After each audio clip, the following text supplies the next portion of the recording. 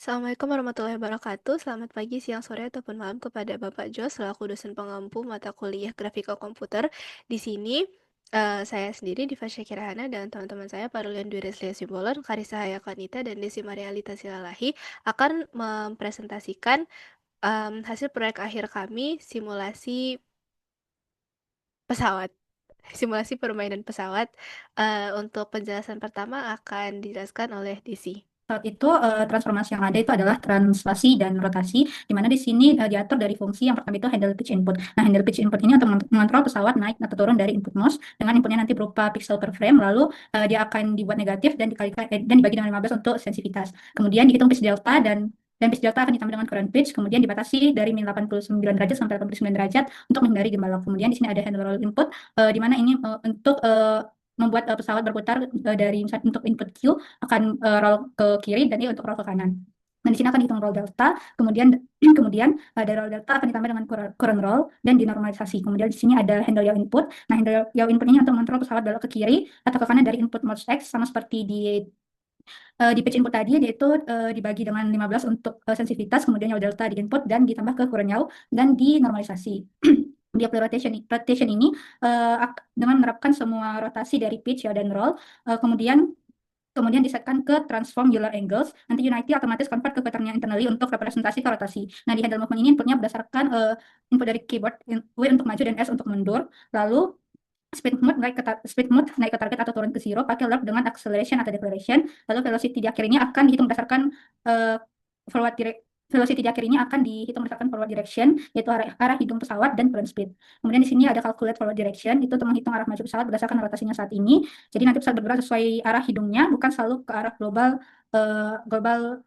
Z plus. Kemudian untuk apply position ini dihitung berdasarkan current velocity dan delta time-nya, kemudian diset ke transform position-nya. Kemudian untuk pesawat juga ada shader. Nah, shadernya ini berisi propertiesnya adalah base color, base map, dan shot glow intensity. Nah, di sini juga ada subshader. Nah, subshader ini untuk bilang ke Unity, untuk mekomunikasikan ke Unity pakai URT agar nggak tembus cahaya. Dan untuk pas ini untuk membuat lighting lebih akurat. Kemudian di sini ada pesawat shader animation. Di sini untuk mengatur trigger shoot glow-nya. Jadi ketika dipanggil trigger shoot glow, nanti akan memanggil emission color untuk membuat warna pesawat lebih hangat dan lalu membuat shoot glow intensity uh, ke maksimum. Jadi nanti hasilnya itu ketika pesawat nge-shoot nanti dia akan berwarna putih, lalu ketika sudah selama 3 detik lalu akan kembali ke warna semula. Baik, terima kasih banyak Desi. Boleh dibuka ke bagian brief script-nya aja. Sorry, ini untuk bullet itu diatur ada 4 script ya, ada bullet, bullet boundary, bullet color, sama bullet pool. Jadi untuk codingan utama bulletnya sendiri itu ada di bullet, boleh di-scroll ke paling atas. Ya, jadi di sini kita ngatur bulletnya, mulai dari bulletnya kan mau dibikin berotasi di tempat. Jadi itu juga diatur di sini ada rotationnya. Terus di sini juga ada diatur lifetime-nya. Jadi supaya bulletnya tuh nggak banyak nyampah di screen, setelah 10 detik bulletnya itu bakalan menghilang sendiri gitu, kalaupun dia nggak kena target. Terus boleh di scroll ke bawah lagi. Kayak di sini dia ada transformasinya, ya ada untuk ngatur bulletnya berotasi di tempat. Kemudian boleh ke bullet boundary. Oke, untuk bullet boundary ini dia ngatur batas bulletnya itu bisa bisa sampai ke distance keberapa dari dia pertama kali nge-spawn gitu. Kalau di sini saya bikin jarak maksimalnya itu 100, 100. Jadi kalau misalnya nanti dia sudah melewati distance itu, dia bakalan hancur sendiri. Di bawah ini cuman fungsi untuk ngitung distance-nya aja, apakah dia benar udah melewati batas atau enggak. Untuk script bullet color, boleh. Untuk script bullet color ini cuma untuk ngatur warna bulletnya aja, jadi dia warnanya merah, terus agak sedikit ada efek metaliknya gitu, dan dia juga dibikin lebih halus gitu, ada smoothness-nya. Boleh ke bullet pool. Nah, bullet pool ini dia ngatur, jadi mulai dari awal pertama kali user mainin permainan simulasi ini tuh udah disediakan kayak 20 satu kumpulan yang terisi dari 20 bulet. Jadi kalau misalnya nanti user nembak itu codingannya kayak nggak bikin bulet dari nol lagi gitu, tapi dia ngambil bulet yang dari di dalam bullet pool ini. Terus kalau misalnya nanti bulet 20 ke 20 buletnya itu udah ditembak semua, baru dia bakalan nge-generate pool baru dengan 20 bulet juga. Terus nanti usernya bakalan nembak dari bulet yang ada di dalam pool itu juga. Baik, terima kasih. Di sini saya akan menjelaskan mengenai enemy, di mana dimulai dari enemy spawner. Ini musuh itu nggak muncul sembarangan, scriptnya itu akan menghitung area di depan pemain menggunakan spawn distance dari atas agar musuh tidak muncul di belakang punggung dari si pesawatnya. Nah, untuk transformasinya itu posisi acaknya itu dihitung menggunakan random unit circle, lalu dikonversi dari koordinat 2D ke 3D agar musuh menyebar di depan mata pemain secara melingkar, dan juga ada juga pengecekan menggunakan terrain sample height. Nah, ini supaya musuh itu nggak muncul di dalam tanah. Nah, untuk membangun wujud dan visualnya, kita masuk ke enemy visual builder. Nah, enemy visual builder ini langsung bekerja di dalam fungsi start yang ada di fungsi di atas, di mana drone-nya itu dirakit secara prosedural dari kotak ataupun cube di scale menjadi badan dan sayap, lalu ada silinder yang dimana dia dirotat 90 derajat menggunakan Quernion Euler untuk menjadi mesin turbinnya supaya dia berputar, dan nanti semua primitifnya ini bakal digabungkan ataupun di-parent ke satu objek utama supaya nanti sekali bergerak itu kompak semuanya bergerak. Nah, yang terakhir itu adalah perilaku, yang terakhir itu ada perilaku dari enemy-nya yang diatur di enemy.cs. Nah, nanti setelah lahir dan punya badan, musuh mulai beraksi lewat enemy.cs di fungsi fix update. Musuh menggunakan look rotation dan slurp untuk memutar badannya secara halus agar selalu menghadap ke arah pemain. Selain maju ke depan, ada juga transformasi yang bernama hover effect, di mana dia menggunakan fungsi match scene. Nanti musuhnya akan bergerak naik turun secara otomatis. Jadi posisinya itu bakal berubah berdasarkan waktu dan memberikan kesan musuhnya itu terbang lebih stabil dan nggak cuma dinamis diam aja.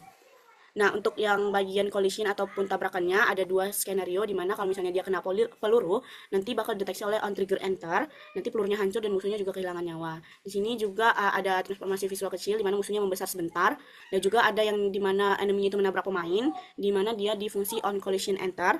Nah, musuhnya akan memanggil fungsi take damage milik pesawat, lalu nanti musuhnya akan langsung meledak. Nah, yang terakhir itu ada kematian ataupun skornya, di mana nyawanya itu atau current health-nya itu berfungsi saat explode dijalankan, di mana nanti bakal memanggil UI Manager Instant untuk menambah skor, lalu memunculkan efek ledakan, dan akhirnya objek musuhnya bakal dihapus dari visual ataupun dunia dari Unity-nya. Selanjutnya akan dijelaskan oleh Karisa. Baik, untuk bagian saya, untuk environment tentunya ada di folder terrain dan text mesh flow. Cuman saya akan menjelaskan logiknya saja. Boleh dibuka UI Manager.cs. Baik, di sini adalah logik-logik untuk terjadinya pengurangan nyawa dan juga game over. Jadi di sini bisa kita lihat untuk fungsi nyawa ada di update lives. Boleh di scroll.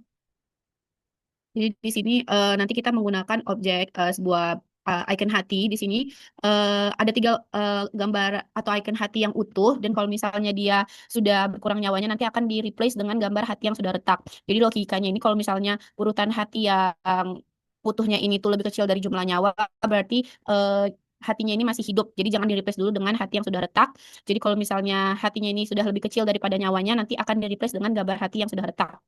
Jadi nanti ini akan di-trigger di bagian pesawat CS, di mana kalau misalnya pesawat itu kena tabrakan oleh musuh. Lalu ada fungsi score di add score ini dan update score ini. Jadi skor ini akan bertambah setiap peluru men-trigger pesawat atau peluru mengenai pesawat. Jadi di sini akan di-update skornya lalu ditampilkan pada UI-nya. Jadi nanti ini akan di-trigger pada file enemy CS sendiri kalau misalnya enemy berhasil mengenai pesawat. Lalu ada di fungsi game over ini, trigger game over ini, kalau misalnya musuh sudah pesawat atau player sudah habis nyawanya, makanya nanti akan kita tampilkan layar hitam atau game over panelnya, dan juga ada time scale ini adalah bekukan waktu, jadi semua permainannya itu ke pause.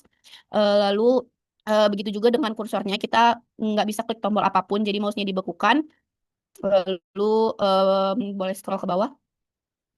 Di fungsi restart ini adalah kita kembali, kalau misalnya kita klik button restart, maka waktu yang tadi kita bekukan akan kita kembalikan lagi jadi normal, baru kita akan mereload scene yang sedang aktif sekarang, yaitu scene manager, load scene manager, get active scene. Baik, mungkin segitu saja penjelasan saya kembalikan ke Diva. Baik, segitu saja untuk penjelasan kami mengenai codingannya. Sekarang kita akan mulai langsung ke demo. Kira-kira seperti ini tampilan untuk simulasi permainan pesawat kami. Baik, di sini bisa kita lihat playernya, yaitu pesawat kita sendiri, dan musuh-musuh yang terus berdatangan, yang terus spawn. Kita harus menghindari musuh-musuh tersebut atau menembakkan peluru ke musuh-musuh tersebut untuk menambah skor kita. Tetapi jangan sampai terkena oleh musuh, karena bisa kita lihat UI manajernya langsung ke trigger, jadi hati kita berkurang satu, berkurang dua, dan langsung game over. Kita coba mengenai musuh dengan peluru kita.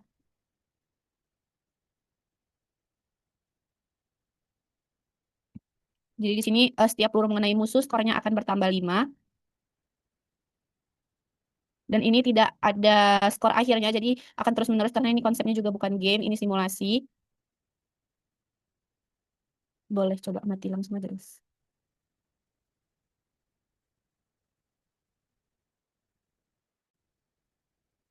Environment di bawahnya juga adalah pohon-pohon dan air laut. Nah, ini kalau misalnya game over, kita klik button try again.